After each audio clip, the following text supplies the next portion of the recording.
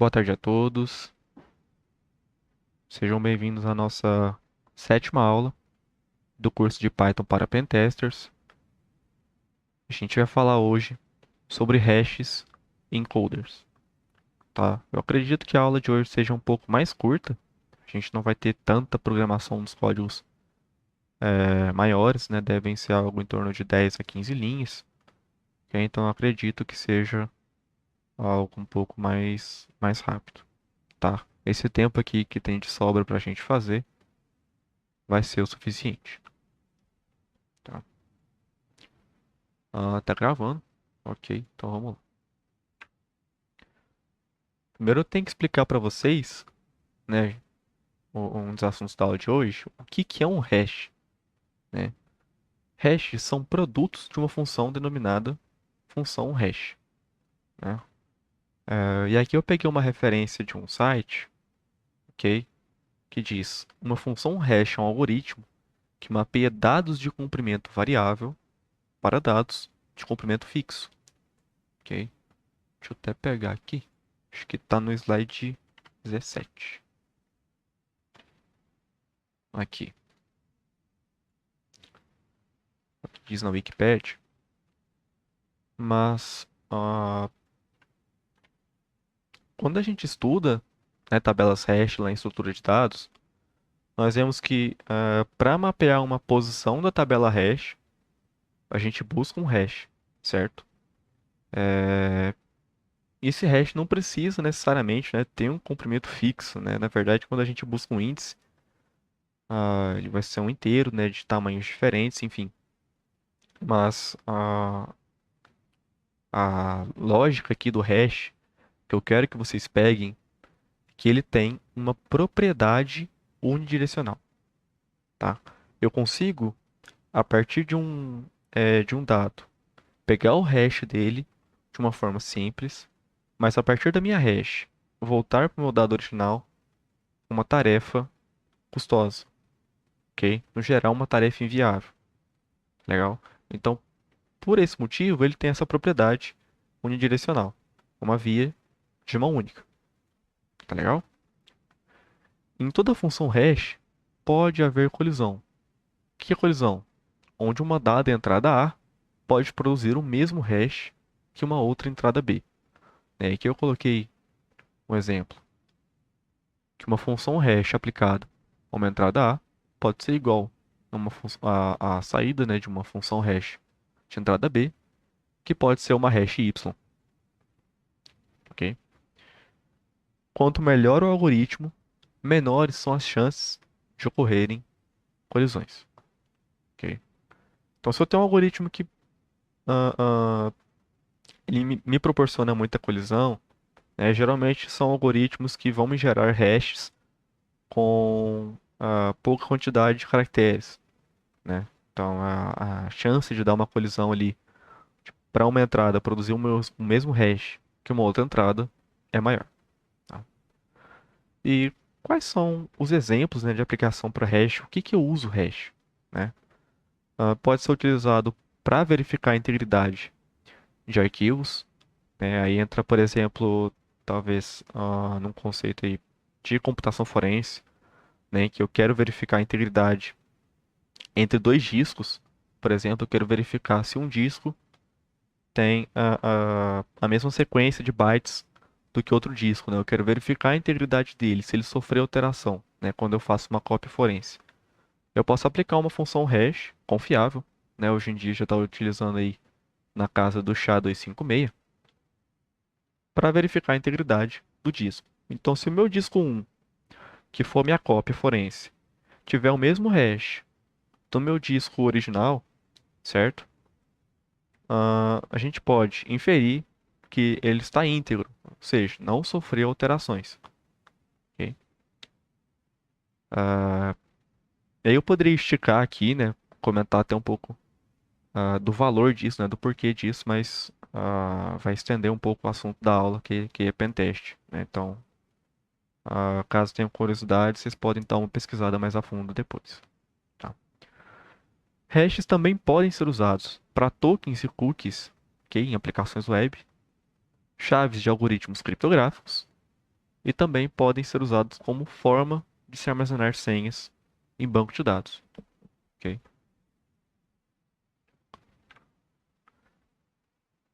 Vou dar três exemplos de funções hash aqui. Vou falar do MD5, do SHA-1 e do SHA-256. E para a gente trabalhar com esses hashes, a gente vai usar a biblioteca hashlib, ok? A gente vai estar importando essas classes aqui, tanto do MD5, do SHA-1 e do SHA-256, ok? Deixa eu pegar a documentação aqui para vocês. Tá no slide 17, aqui.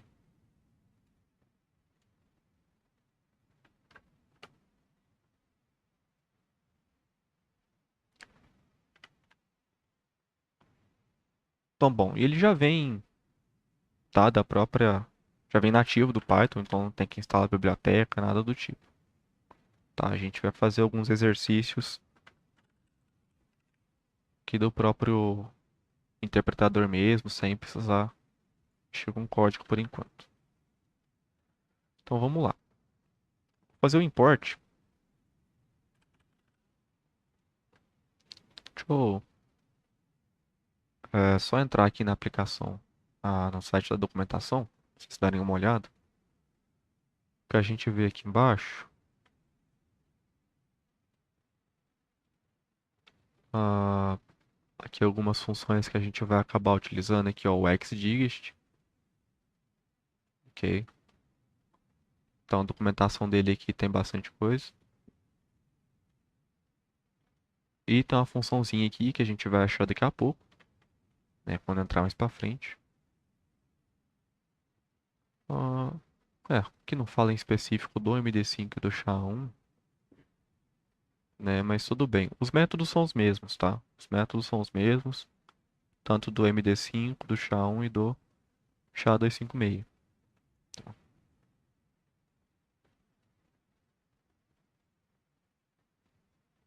Já deu import?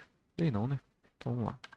From hashlib, import MD5, SHA-1 e SHA-256.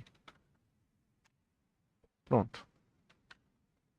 Importados. Eu fechei o chat.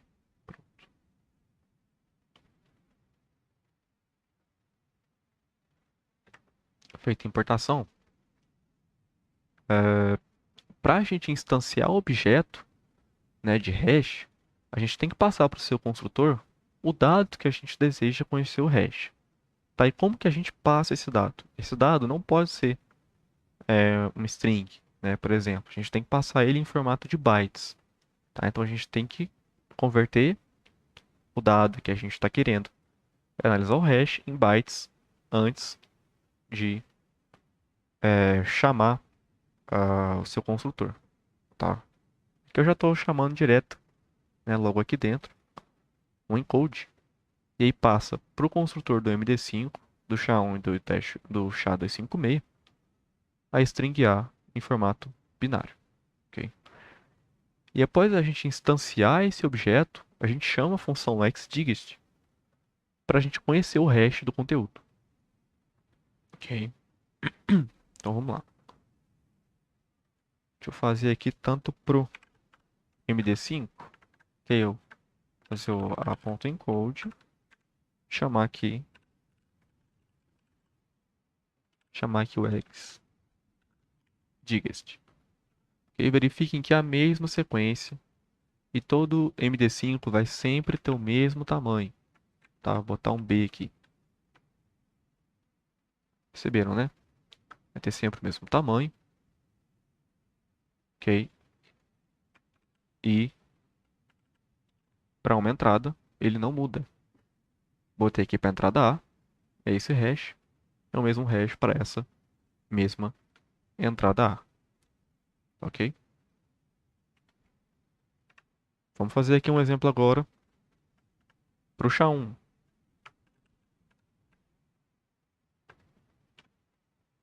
Aqui, ó, ele já é maior, certo? E para o SHA-256,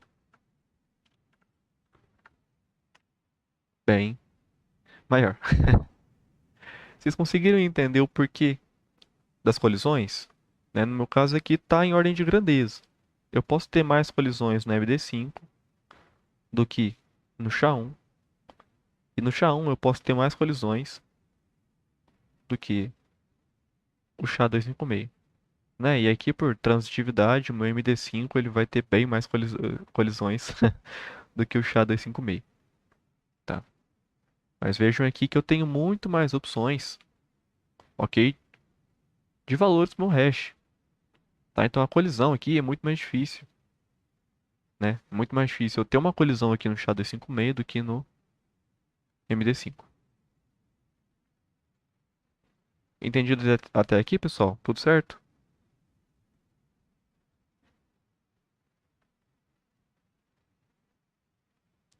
Conseguiram pegar a motivação do uso de hashes? Quando que a gente usa os hashes? Qual que é a importância da gente ter hashes que ah, são maiores, né, para a gente evitar colisões? Conseguiram pegar isso? Perfeito, perfeito, joia. Vou sair aqui do modo ah, do interpretador, porque a gente tem um pequeno ressalvo aqui, né, para se fazer.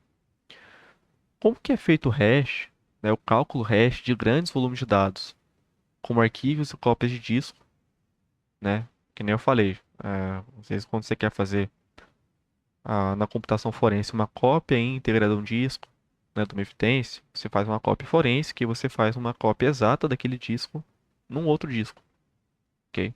Mas como que a gente faz isso? A gente vai carregar para nossa função hash tudo de uma vez? Não há memória que caiba, né? Isso tudo. Então a gente não pode carregar ele inteiramente para a memória. Nossa memória, nossa memória principal, ela é limitada, tá? Não tem como a gente carregar a memória secundária toda na nossa memória principal, tá? Então, como solução, os objetos de hash possuem um método update, que é responsável por atualizar o seu valor atual. Ok? Então, o hash ele vai ter um valor interno a ele, ok? E o que que a gente vai fazer, certo? Quando chamar esse update, é justamente atualizar esse valor interno antes de gerar o hash final, tá ok? Então, vamos fazer um programinha aqui, ok? Esse programinha aqui, eu quero fazer a leitura de um arquivo binário, ok? Eu vou abrir ele aqui com vocês para vocês verem o formato.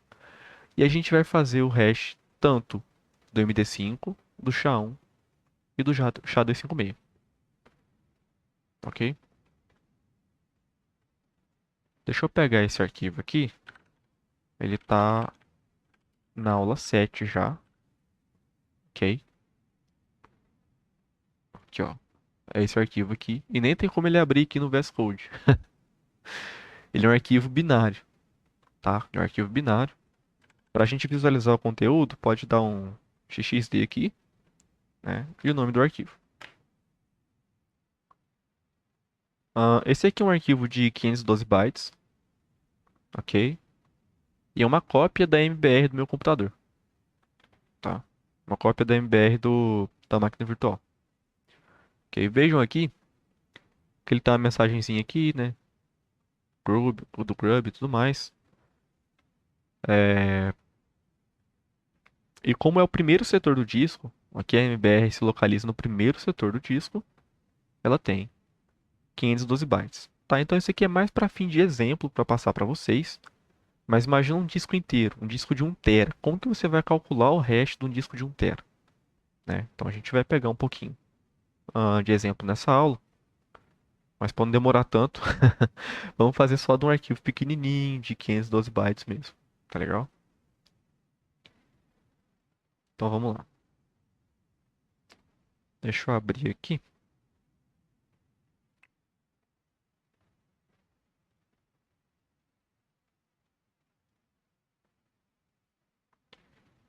Criar aqui o nosso programinho. Ele é pequenininho, tá, pessoal? Bem pequenininho, tranquilo. A gente faz ele rapidinho, viu? Vamos lá.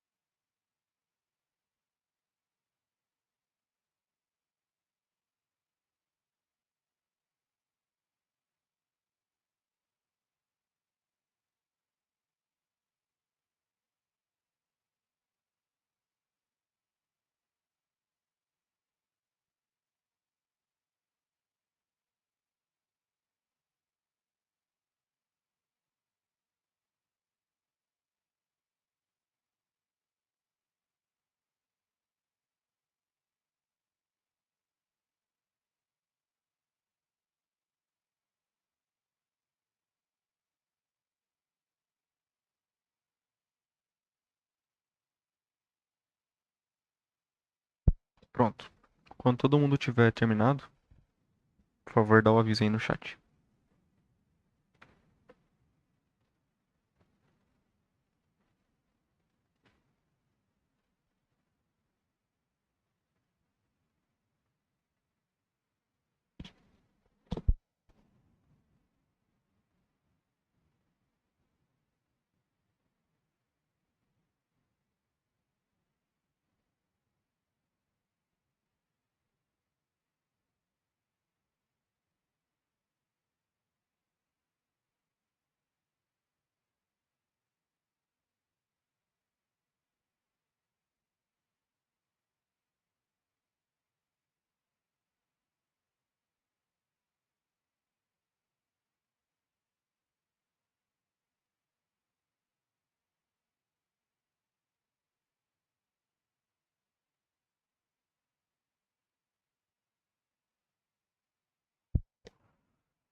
Beleza.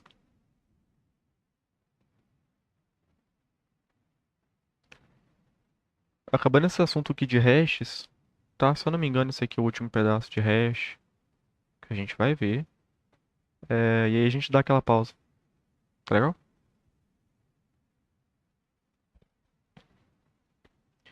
Show.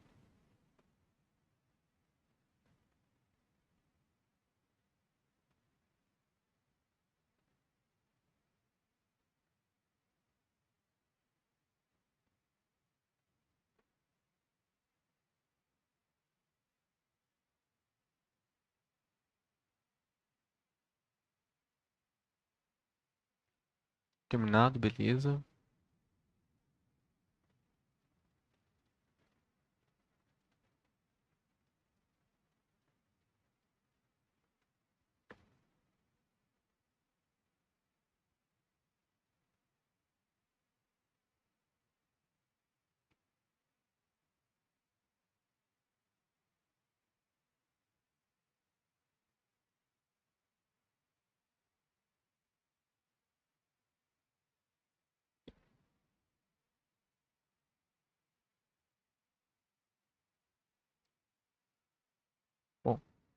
Eu vou explicando aqui.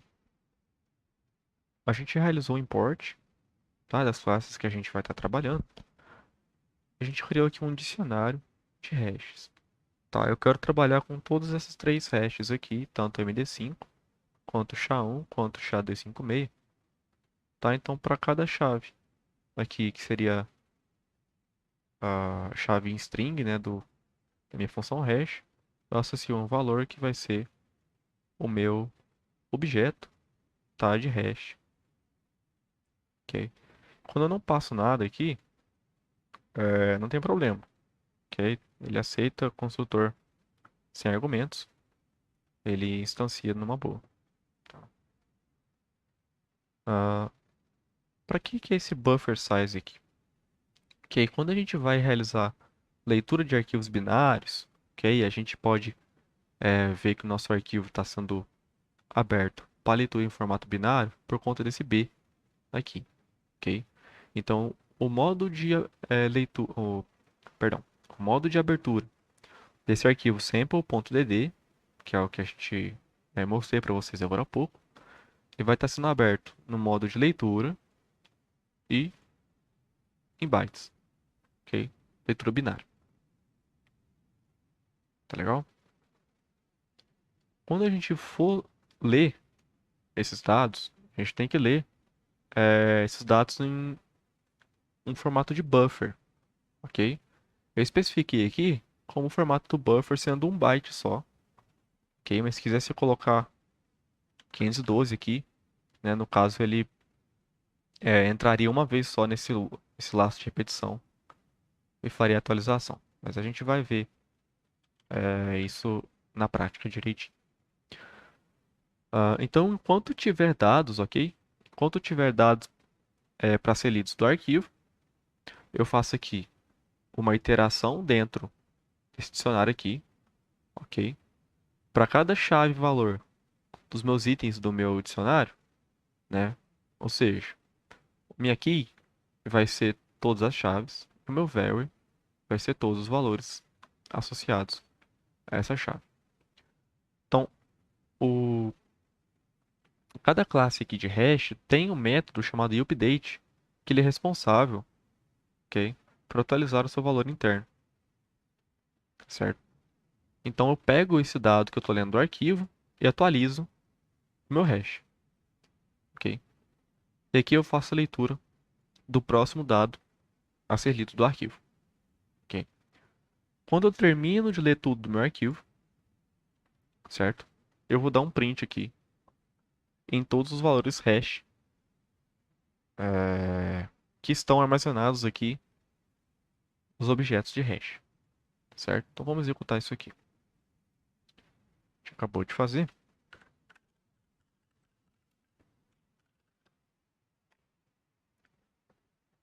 Vejam aqui, ó, meu MD5 deu esse valor, meu SHA-1 esse e meu SHA-256 esse. A gente pode tirar uma prova de conceito, tá? Deixa eu ver se eu lembro o comando de cabeça aqui, né? Ah, MD5 sum e o nome do arquivo sample.dd. Vejam aqui, ó, esse aqui é uma funçãozinha aqui, é, um bináriozinho para a gente tirar o hash MD5 de um arquivo. Ok? Então estou utilizando ele aqui mais para prova de conceito. Vejam aqui que o MD5 do sample.dd é esse daqui, que é exatamente o nosso obtido aqui em cima. Tá legal? Eu tenho o SHA-1 só aqui também, deixa eu ver. SHA-1. SHA-1 da mesma forma. Ok? E SHA-256 também. Tá? Vejam aqui e aqui embaixo. Ok? Então aqui, ó, vou trocar o nosso buffer, mas ele vai fazer a leitura numa passada só, mas o resultado vai ser o mesmo. Tá? Aqui, ó. Ele fez a mesma leitura, só que ele passou uma vez só aqui no while, em vez de passar é, 512 vezes. Tá legal? Bom,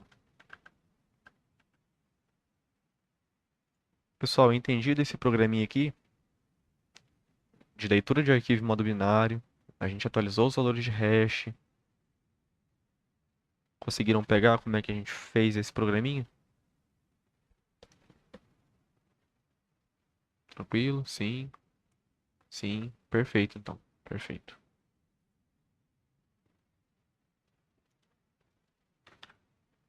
Deixa eu já deixar o slide aqui pronto para o próximo conteúdo. Bora dar a pausa, ok? De 5 minutinhos. Às 6h20 a gente volta, ok? Vou dar uma pausa aqui na gravação e a gente volta falando sobre encoders, ok? Dá uma pausa aqui. Opa, voltando aqui. Fechamos o assunto então de hashes e vamos entrar aqui em encoders, ok? Encoding é o processo de colocar uma cadeia de caracteres com letras, números e outros especiais em um formato especializado para se ter uma transmissão eficiente dos dados. Ok? O decoding é o processo de converter um formato codificado de forma à sua cadeia original de caracteres. Tá? E codificação e decodificação são usados em comunicações e armazenamento de dados e não devem ser usados para transportar dados sensíveis. Ok? É, aproveitando já até para deixar um pouco claro, o processo de encodar e decodar não é criptografia, né? O que muita gente acha que isso daí é um ato de criptografar, vou criptografar em base 64. Não, isso não existe. Ok? Isso daí não é criptografia. Ok? E não deve ser usado para transportar dados sensíveis. Tá? Todas essas referências aqui eu peguei do mesmo site. Vocês vão poder conferir uma leitura mais aprofundada no final aqui do slide. Legal.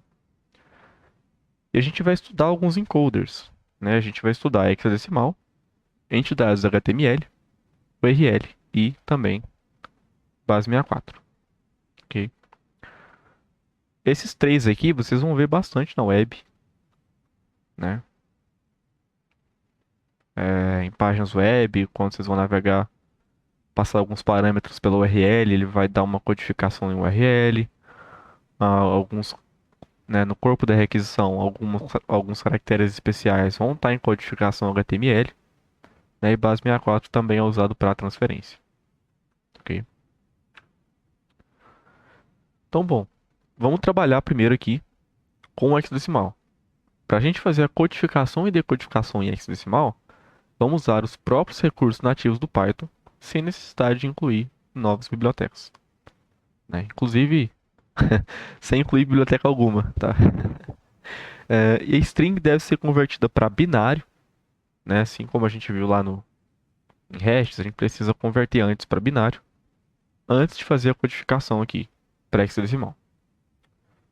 Tá? Então, eu vou pegar um payload arbitrário, ok? Vou pegar essa string aqui, fazer o encoding dela, passar para o binário e depois chamar o ponto .hex, ok? E aí quando eu chamar essa string em hexadecimal, já vai estar convertido, ok? E para fazer o decoding, eu tenho que chamar aqui a função bytes, ok, dos bytes from x a hexadecimal ponto decode, que ele pega uma string hexadecimal, transforma em bytes, ok? E aí eu tenho que fazer o decode de volta para o TF8 e voltar para o meu payload original. Ok? Vamos fazer esses exemplos aqui então.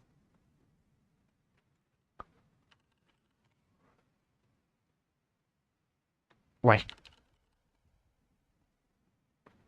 Aí, boa.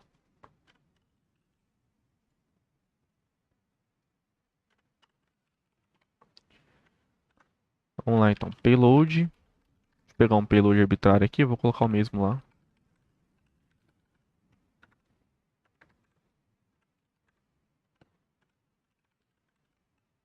Se eu não me engano era assim, né? Acho que era assim. Ok, deixa eu até conferir aqui. Ah, alert 1, scripts. É isso mesmo. Peraí, scripts? Ah não, script. Tá ok. Beleza, esse aqui é o nosso payload. Deixa eu copiar, mandar pra vocês aí. Porque às vezes pode confundir algumas coisinhas ali. Pronto. Esse payload é esse, essa string aqui.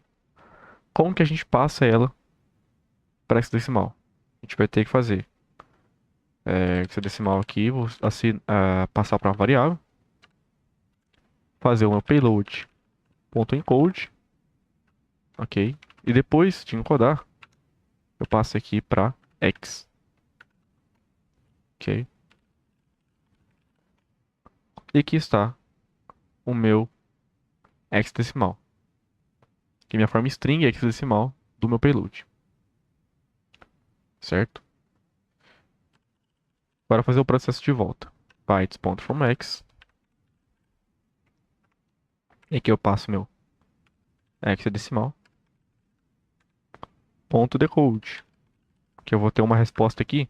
O resultado vai ser em bytes. Eu tenho que fazer o decode, ok, desse hexadecimal para o TF8, ok? E vejam aqui que quando eu fiz o decode, é o mesmo payload. É exatamente o mesmo payload que eu passei aqui em cima. Tá legal? Conseguiram reproduzir aí?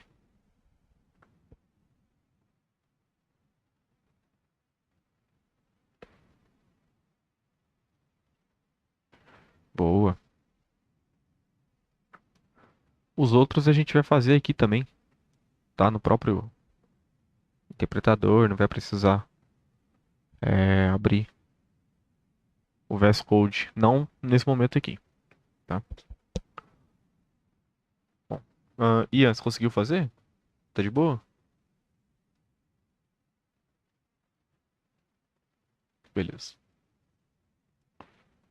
Então vamos pegar aqui o próximo, entidades HTML. Para fazer a codificação e decodificação para entidades HTML, a gente vai usar a biblioteca HTML, tá? Deixa eu pegar aqui, paramos no 9, né? Aqui, biblioteca HTML.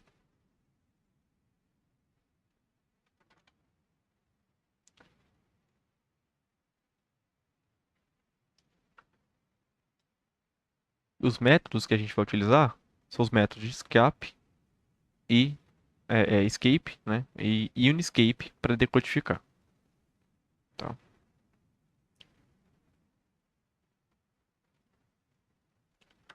Vamos lá então, dar um import HTML. A gente já tem o nosso payload aqui, né, salvo, né? Não precisa repetir essa parte aqui. É só dar aqui um HTML escaped, vou criar nossa variável, vai receber HTML.escape para o nosso payload que a gente criou lá em cima, tá? Vamos ver o que está guardando esse HTML escaped aqui. Vejam aqui que ele realizou o escape dos caracteres especiais para o HTML, tá? E aqui também. E se a gente fizer HTML.uniscape, HTML, porque a gente acabou de fazer o escape, né? Fazer o uniscape, né? Por o HTML que a gente fez o escape, a gente pega o nosso payload de volta.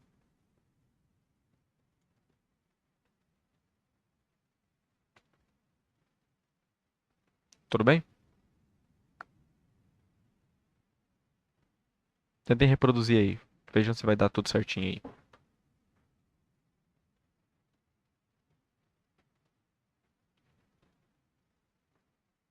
Aqui, ó. Vai dar a mesma coisa, né? Show, beleza. Beleza. Então, bom, vamos passar lá pro próximo exemplo. A gente vai falar agora sobre URL, ok? A gente vai usar a biblioteca urllib, o parse da urllib, tá? Deixa eu pegar aqui para vocês a documentação.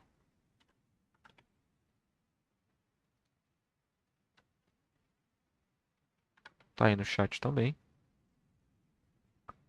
ok?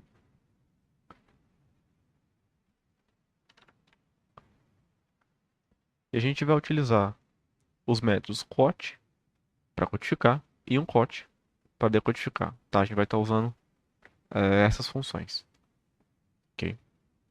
O payload é o mesmo, tá?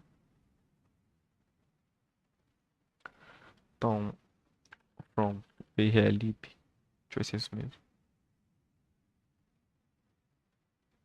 Isso mesmo.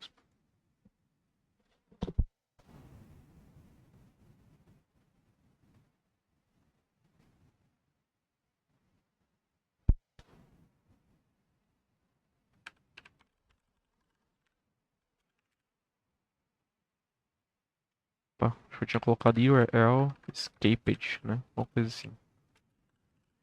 A gente pega aqui e chama o quote pro nosso payload. Ok. Vamos ver aqui. O que que tá armazenando. Vejam aqui, ó, que ele fez o escape, que ele codificou para URL. Ok? Então, olha aqui, ó, porcentagem 28. É bem comum vocês verem essa codificação aqui quando for passar argumentos por parâmetro na URL. Ok? Ele deixa nesse formato. Ok?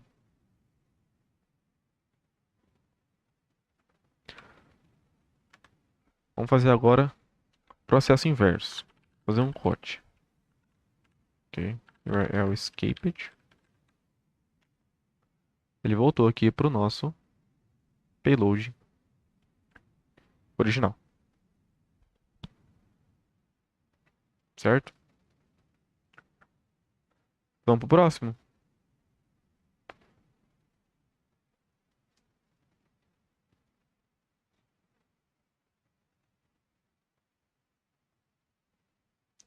Eita. Se eu fechar essa janela aqui, vocês conseguem ver ainda a minha tela? Não. Parou, né? Oh, beleza.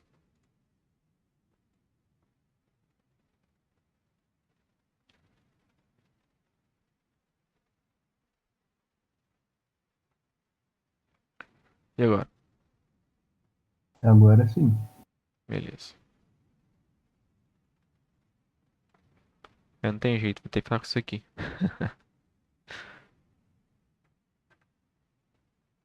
Vamos para a base 64, então. A gente vai usar a biblioteca do base 64. Deixa eu pegar o link para vocês. Tá cheio de referência, tá? Esse aqui eu acho que é a aula que vocês mais vão ter referência para tá consultando.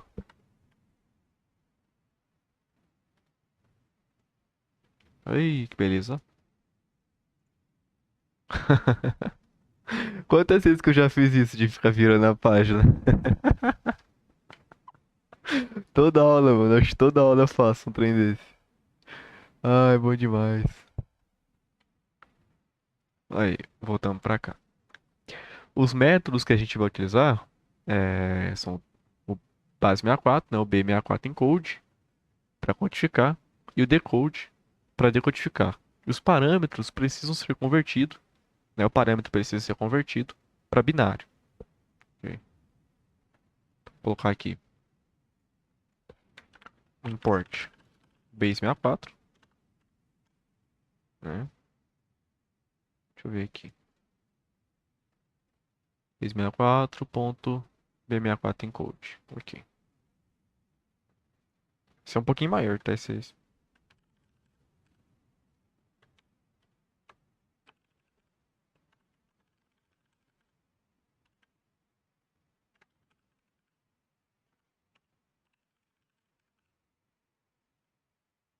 Vamos ver. B64 encode. Deixa eu ver aqui. B64 encode. Aqui, ó, tem que dar um encoding no nosso payload antes. E aqui a gente dá o decode para receber a string. Tá? Porque ele retorna um binário também. E aqui, a partir disso, dá um decode. Tá? Vamos ver o valor aqui. Aqui, ó. Encodado em base 64. Ok. E para fazer o decoding, né, a gente vai usar o B64 decode, passando por parâmetro também um binário. Ok.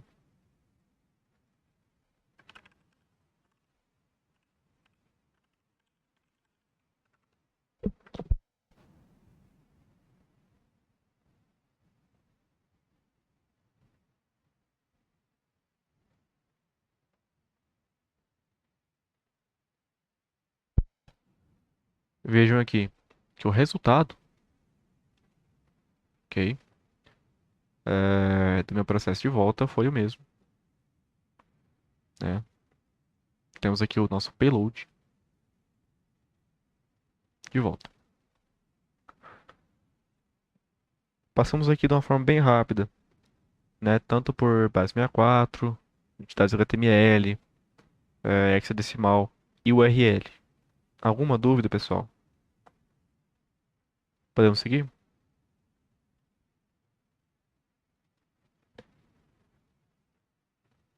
Show. Beleza. Bem tranquilo, né? Quando a gente tem os métodos prontos, né? É uma beleza. Mas e quando a gente não tem, né? É o que a gente vai entrar agora. A gente vai montar o nosso próprio encoder, né? Nem sempre encontraremos bibliotecas prontas para lidar com certos tipos de codificação. Para isso, é importante aprender sobre como um encoder é programado para se lidar com diversos tipos de encoders, ok? Nos mais variados ambientes. Legal? E a gente vai implementar aqui dois encoders, o HTML decimal e o HTML hexadecimal. Tá? A gente vai utilizar uma aplicação web que faça essas codificações e decodificações para a gente, para usar como prova de conceito. Deixa eu pegar aqui, que está no slide 18. Aqui, ó.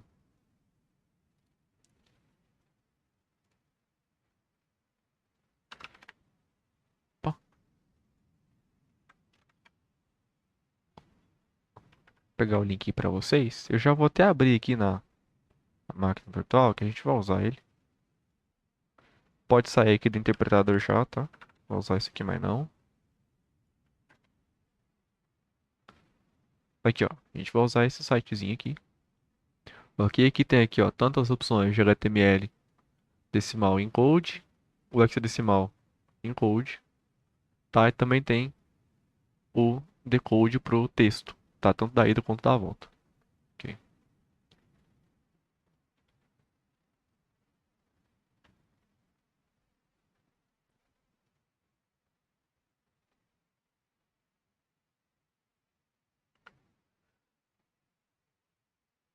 Vamos criar aqui o nosso primeiro, né? O HTML decimal. Deixa ele preparadinho aí, o arquivo. Então vamos montar ele. Vocês vão ver que é muito simples, tá? A gente está montando ele. É só isso aqui, ok? Mas vamos pegar um exemplo primeiro. Lá naquele site que a gente acabou de abrir, que vai usar como prova de conceito.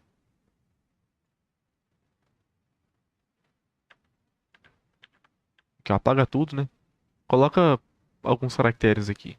Tá, e vem aqui, ó. Decimal HTML encode. Vejam como que é, tá? A gente tem que analisar aqui. Como que ele fez o encode? Ok? Ele pegou esse caractere A aqui, ele adicionou um e-comercial, um hashtag um número aqui e um ponto e vírgula, ok? O que que é esse número? Esse número é a representação numérica do nosso caractere, tá legal? Então, nada mais, nada menos é a representação de HTML decimal. Adicionar um e-comercial, um hashtag, né, cerquilha, enfim, o que vocês quiserem chamar. O número, né, representação do nosso caractere e um ponto e vírgula, que é separando para os outros caracteres que vierem na frente, tá? Sim, o TF8. Não, na verdade agora você me pegou, não sei não. Eu acho que é ASCII 2. A gente pode estar olhando depois. Não vou poder te dar essa resposta. Eu não tentei com outros caracteres não, tá? Mas eu ASCII 2 eu tenho certeza. Ok? Mas o TF8 eu já não sei. Aí já não posso te dar um. Mas qualquer coisa a gente pesquisa depois. Tá? Eu te trago essa resposta aí. Tá? Mas eu vou ficar te devendo essa. Beleza? Mas ASCII 2 ele passa. Tá? ASCII 2 ele passa. Bom, vamos lá. Deixa eu abrir ele aqui.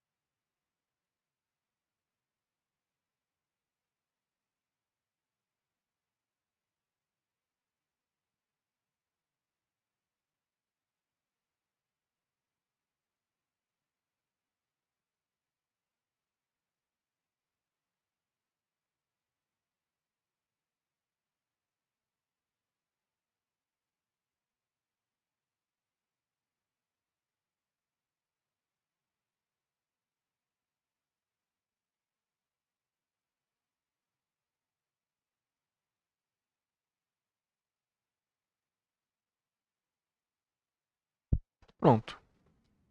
Nada mais, nada menos que isso. Quando vocês terminarem, por favor, dá um aviso aí no chat. Que aí a gente dá sequência.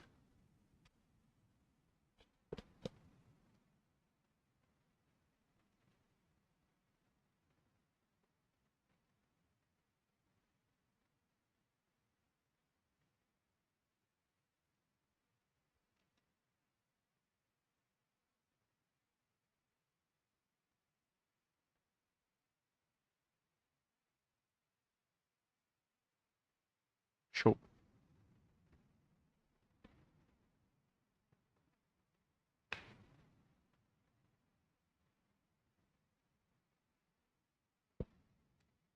E ok. Beleza. Aqui, ó. Retorna código Unicode. Opa. Para string de um caractere só. Tá, então pro caractere que a gente passar, ele vai retornar o código dele em Unicode. Ok, é isso que essa função word aqui faz. Tá. Ok, beleza. Então vamos lá. Como eu já tinha comentado com vocês, né, aqui, ó. Adiciona um e-comercial, adiciona um hashtag, adiciona o código Unicode, ok, do caractere que a gente está verificando e o ponto e vírgula. Só isso, beleza? Vamos executar isso aqui.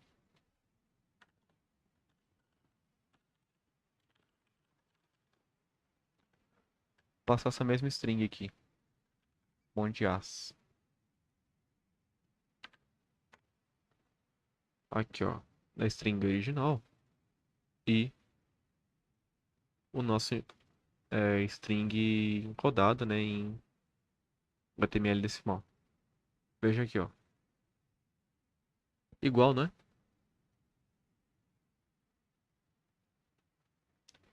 Então temos o nosso próprio encoder. Acabamos de montar o nosso encoder aqui.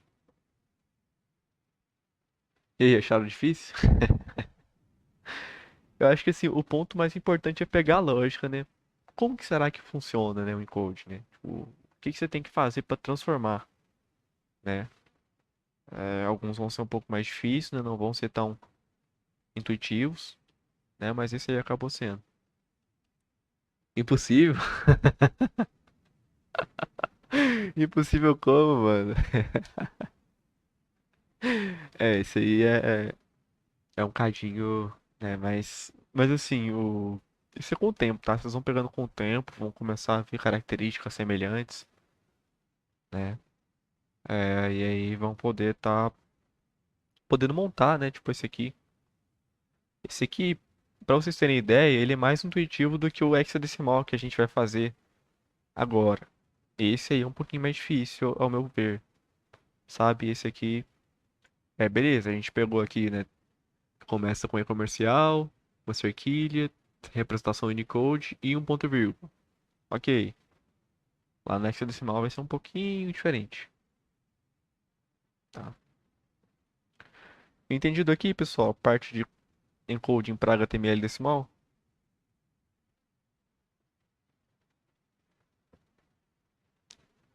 Beleza. Vamos passar então aqui para o próximo.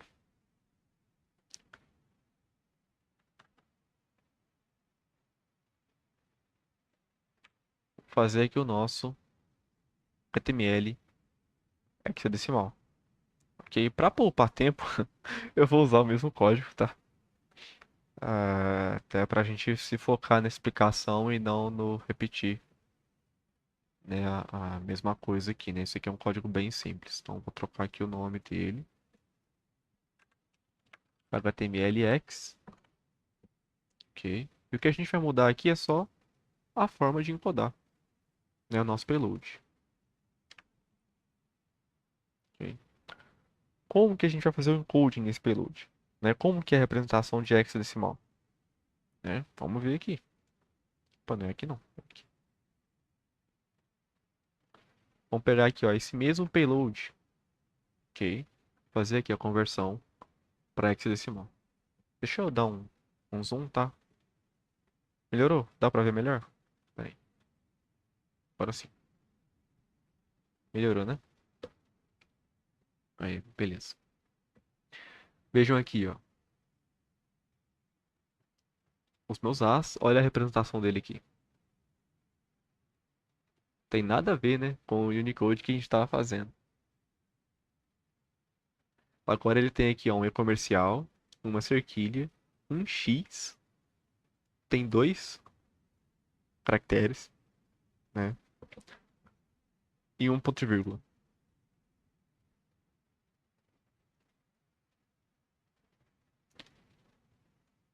Se eu botar um C cedilha aqui, olha aqui, ó, E7. Ele nunca vai passar de dois caracteres aqui, tá?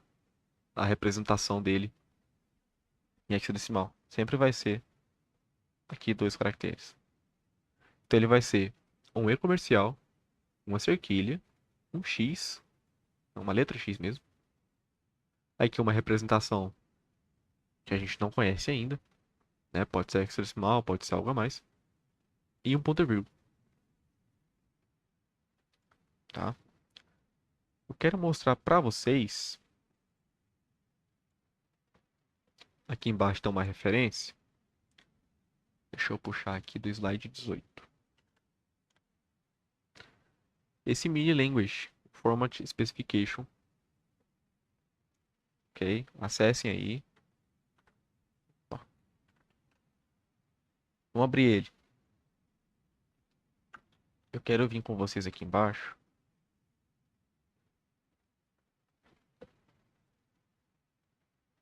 Assim, isso aqui são representações de string, perdão, formatação de string, né? Que você pode alinhar seu texto mais à esquerda, mais à direita, né? Falar um tamanho máximo para tua string, enfim, tem várias formas de formatar um texto, ok? Aqui, ó, force conteúdo de ficar alinhado mais à esquerda com a quantidade disponível de espaço, ok? E esse aqui é o mais à direita, né? Só que o que a gente vai verificar aqui está um pouco mais abaixo, que é esse daqui, ó. Esse minúsculo aqui, ok? Aqui, ó, é o formato de hexadecimal. Ele dá o output do número em base 16, né, em base hexadecimal, usando lowercase letters, né, que seriam caracteres em caixa baixa, e dígitos de 0 a 9, ok? Então, assim que a gente faz a representação hexadecimal. Ok, uma etapa a gente venceu, né? Fazer a representação aqui hexadecimal só, colocar ali, vou mostrar para vocês, né, como que a gente coloca essa especificação. A gente faz da seguinte forma, vou pegar aqui o código. A gente vai colocar aqui o que a gente sabe, ok? Um E comercial, uma cerquilha e um X. Até que vocês pegaram, né? Nossa, deixa eu voltar aqui pro chat, senão eu não leio vocês. Aí. Até aqui vocês pegaram, né? Vai ter um E comercial, uma cerquilha e um X, ok? É, E agora vem a parte em que a gente vai ter que fazer as modificações, né? Aí termina com ponto e vírgula, tá? Isso aí também está especificado lá. O que que vai ser? Vai ser o nosso é, é, a representação em Unicode, ok? Do nosso caractere. Então a gente vai continuar usando o Word e C do nosso caractere, com a diferença de que a gente vai usar a representação hexadecimal. Tá, ok? Você usa esses dois pontos aqui na frente e coloca a formatação que você quer aqui logo após os dois pontos. Tá aí mais exemplos, vocês podem ver nesse link que eu mandei aí, ok? De formatação mini language. Legal? Mas não é só isso, né? A gente vê aqui que são só dois caracteres, né? Não é só a representação de hexadecimal. A gente tem que forçar isso aqui para dois caracteres. Então a gente vem aqui, nosso código, e bota aqui um, dois.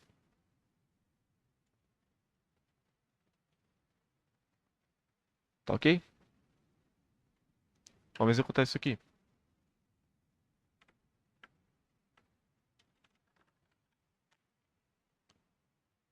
Vejam aqui, ó. E-comercial, cerquilha X, 61, ponto e vírgula. Deixa eu botar o C cedilha, né? Que é o que tava aqui, ó. E-comercial, cerquilha, X aqui, e o E7.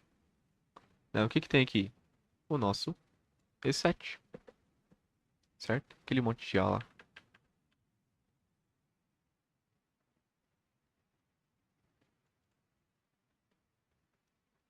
Né? A gente viu aqui, ó, 61, 61, 61, 61, 61. Conseguiram pegar? Vamos tentar fazer o decoding aqui, né? Deixa eu pegar aqui. A gente não vai fazer em código, né? Mas vamos ver aqui no site o decode. Aqui, ó. Converteu de volta. Tá? Só com prova de conceito mesmo, tá? Que a gente usou esse site aí. Mas conseguiram pegar a ideia? Tanto do decimal quanto do hexadecimal? Assim, a lógica por trás, né, de fazer esses encoders, conseguiram entender?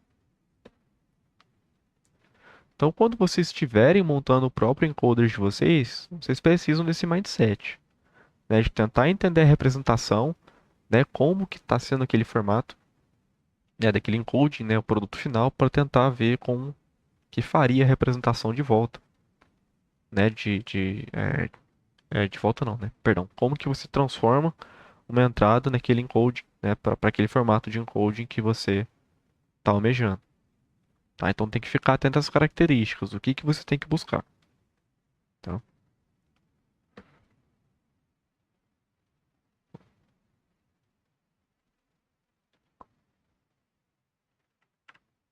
Eu vou voltar. Aqui são prints mais do prova de conceito, tá? Já está aqui especificado como que usa, né? Tem até umas strings aqui maiores aqui embaixo, tanto por decimal quanto por hexadecimal. Pessoal, é isso por hoje. Vocês têm alguma dúvida que vocês queiram tirar, que não ficou sanado durante a aula?